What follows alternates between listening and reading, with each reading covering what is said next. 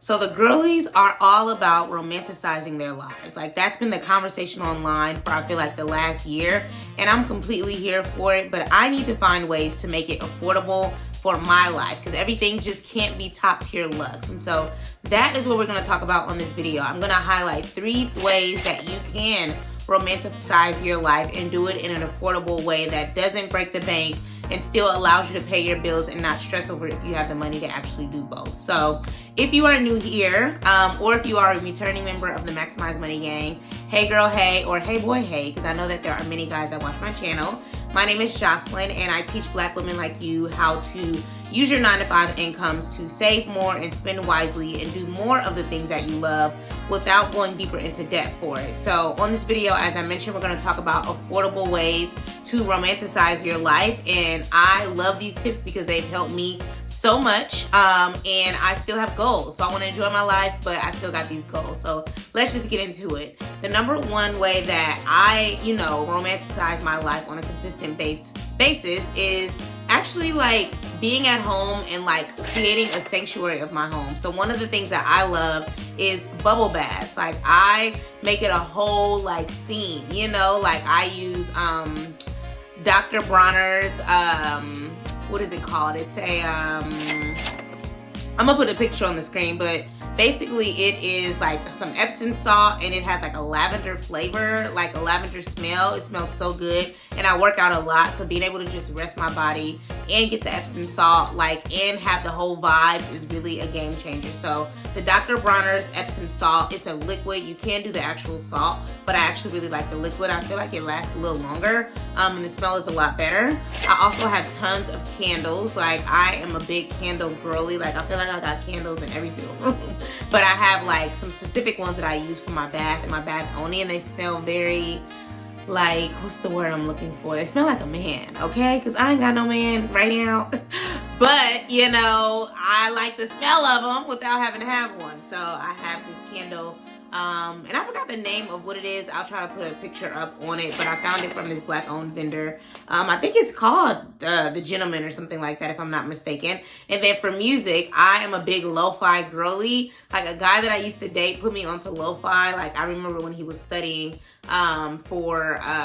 he was in school, and like he would always study the lo-fi, and I was like, what the heck is lo-fi? And like he sent me some playlists, and I was like, oh, I love this. Like, it's the perfect kind of music to let you zone out and do whatever it is that you want to do. So I'm a lo-fi girly. Like, I've been a lo-fi girly for a couple of months now, and I'm really loving it. And then I also am a big reader. So like, I have a Kindle, and I have tons of tons of books on it, and I would just get lost in a book, have my lo-fi in the background, candles burning. It smells amazing. If I'm drinking at the moment, I likely have a glass of wine somewhere. If not, then I got some water, and that's fine, and I just really get lost. Like, I just love getting lost and zoning out and just living in the moment. It makes you feel like you're at a spa, you're at a spa at home. And, I just really enjoy that, so that's my like super cost friendly way to like romanticize my life. But if you do want to actually go to the spa and like get in the jacuzzi, the sauna, whatever, you can do that as well. And I'm going to make sure to plug my video and put it on the screen that I highlighted around affordable self-care. So I highlighted Resort Pass, which is one of my favorite resources for being able to visit, spas and hotels and resorts at half the cost. So go ahead and check that video out. It is also linked in the description. I'm a big Resort Pass girly. Like, I'm a big, big, big fan. And I've also linked it below as well, if you want to check out my affiliate link to, help a girl out, okay? So the second point is to start utilizing and creating a self-visualization like activity. So when I joined a former business boot camp last year, one of the top tasks that our coach encouraged us to do is to like write a visualization of like what we envision in our future. And she was like to like make it crystal clear. That way if somebody reads it like they read a book, like they can see like every single intimate detail that you envision. And for me, like doing that, like I just put on my lo-fi again, and I just was typing, I was typing for my life. Everything just started coming to me. Like, I took 5 minutes to just pray and like meditate, and then I woke up, put my lo-fi on and I just started writing. Like, it was so detailed. Like, I still like to read it from time to time because it reminds me of like the path that I'm headed toward, you know. Now, whether or not everything, you know, comes to pass on that self-visualization letter that I wrote, like, it's truly up to God, you know, and the life that, you know, he created for me.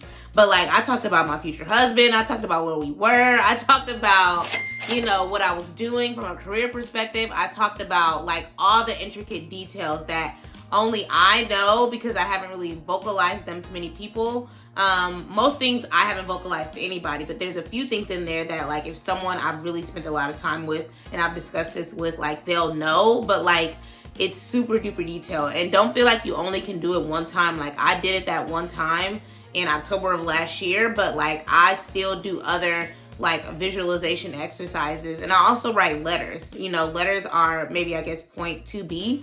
I write love letters, and you know, you can, sometimes they're not all love, but it's just helpful to get things out, you know. And I feel like you always feel like there's a sense of release. I feel like there's a sense of release after I write them. So if you want to know like who am I writing to, like, that's up to you. But like, for me, I write love letters to God, you know. And again, everything ain't gonna be love. Some stuff like I'm really struggling with and I just need God to help me. God help to guide me out of this situation. Or it is a letter of gratitude, a letter of thanks to God for the life that he's blessed me with. I also write letters to myself. Sometimes I'm writing to my former self, and sometimes I'm writing to my future self, you know, like the person that I'm hoping to embody, the person that is making better decisions, the person that has better habits. You know, I'm writing to her and I'm thanking her, you know, for, you know, saying yes to the things that matter and saying no to the things that don't serve us, you know, and then setting those clear boundaries and just moving each day towards like what this woman would do, what this future version of Joss would do. So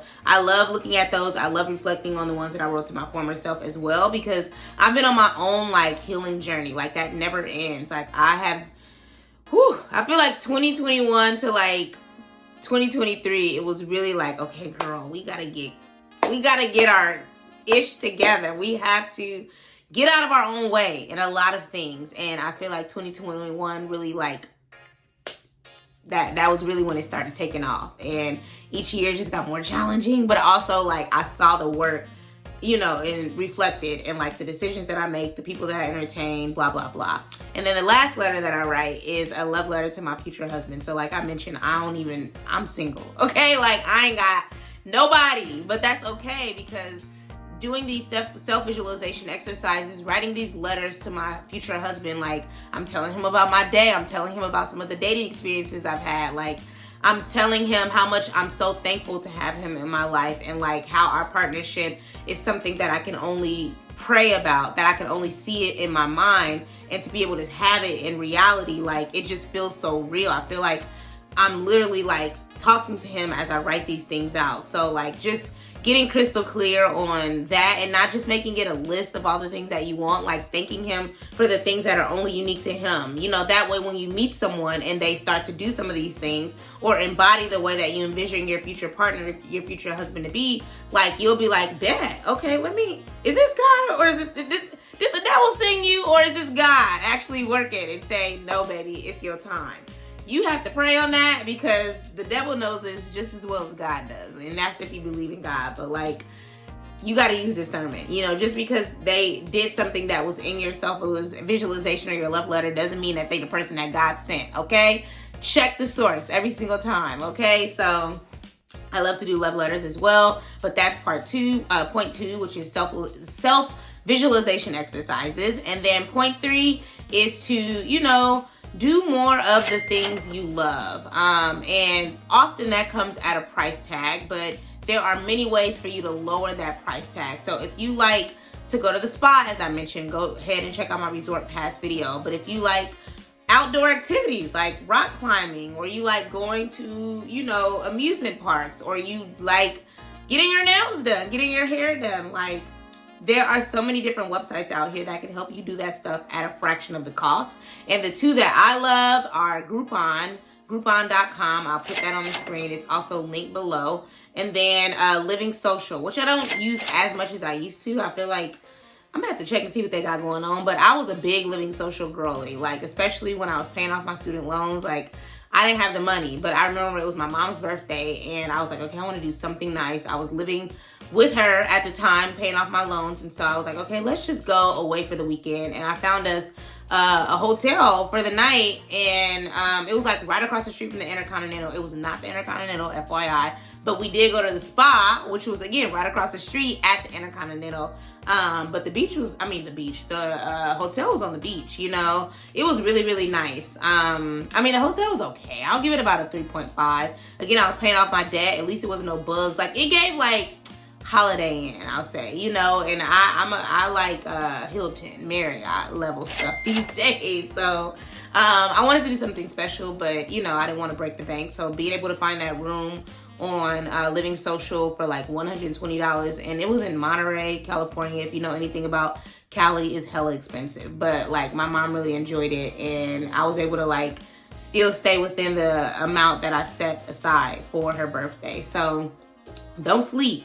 You can find a lot of stuff on Groupon and Living Social. Like I use Groupon to get entry into a Korean spa that I really like out here. And I still have to pay for the services full price, but at least I saved a little bit on the entry fee, which is what most Korean spas require, because you don't have to get services. Some people just go there to kick it for the day. For me, I need services. I need my foot massage. I need a Korean body scrub. Give me all the things. So I'm not gonna go unless I know I can afford all that, but I'm gonna find small ways to, you know, cut the cost so that I can, you know, still reach my goals, still have money to pay my bills, still have some money left over. So I'm all about affordable luxury. You know, I'm all about affordable ways to romanticize your life, but you still have to have the money to do these things. You know, writing a letter is free, you know, but, you know, the bubble bath and setting the scene, you know, getting your book, the candles, Bronner Brothers, Dr. Bronner's, you know, and even, you know, saying yes to Groupon and Living Social, that stuff costs money. So the way that I make room for these kind of experiences is I just make room for it in my money. You know, I have my own spending plan that I've shared with you all. It is linked in the description.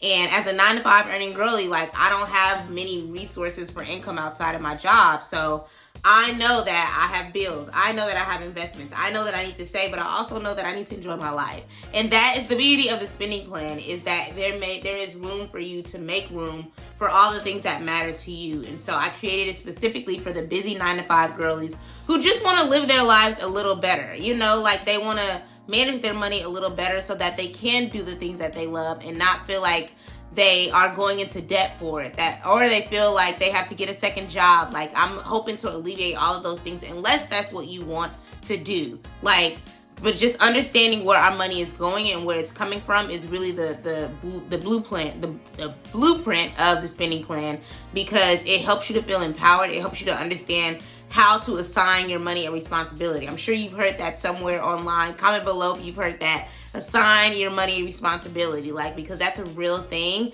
And the more that we start to do that, the easier it's going to be for us to actually reach our goals. We want to buy houses. We want to buy new cars. We want to take the trips, you know, and there is money needed to do those kind of things. So my spending plan helps you to outline all of that. And again, I'm thinking about the 9-to-5 girlies when I created it. So go ahead and grab your free copy in the description below, and let me know when you grabbed yours, and let me know how it's helped you below in the comments. So those are my 3 tips, which is, you know, 3.5 tips, if you will. But let me know how you are, you know, exploring affordable ways to romanticize your life, because I'd love some new ideas. So comment below and let me know what you're doing so that I can consider it as well. And we can just share ideas continuously moving forward so that we can enjoy our lives, but again, still reach our goals, still have money, and still feel like we're not overextending ourselves, you know, so that we are living above our means. I want us to start living below our means so that work becomes optional, and that, you know, we have the freedom that we all want, which is being able to do financially what we want to do without worrying about if we have the money to do it.